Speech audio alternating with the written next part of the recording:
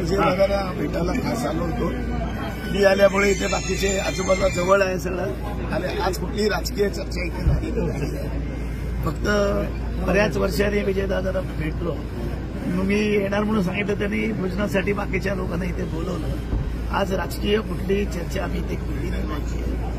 पण ही भूमी अशी आहे अकलूजची, इथे महाराष्ट्राच्या राजकीय घडामोडींमध्ये अलाटणी देण्याची कामगिरी या भूमीने केलेली आहे. माझी अपेक्षा आहे याच्यापुढे ती व्हावी एवढंच.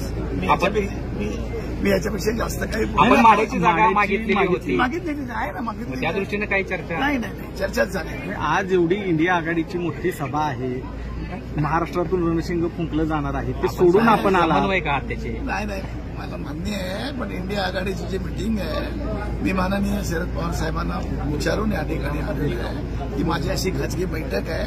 मी आज गैरेज राहणार आहे. पवार साहेबांनीच पाठवलं. पवार साहेब कशाला पाठवतो? मला कोण पाठवू शकतो?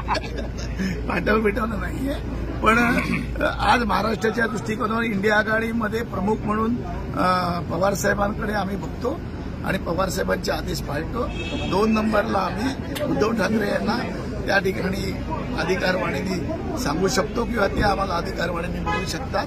पण मला वाटतं की या ठिकाणी राजकारणामध्ये पुढल्या 10-15 दिवसामध्ये संपूर्ण मोठा बदल होईल एवढंच सांगतो. ओके.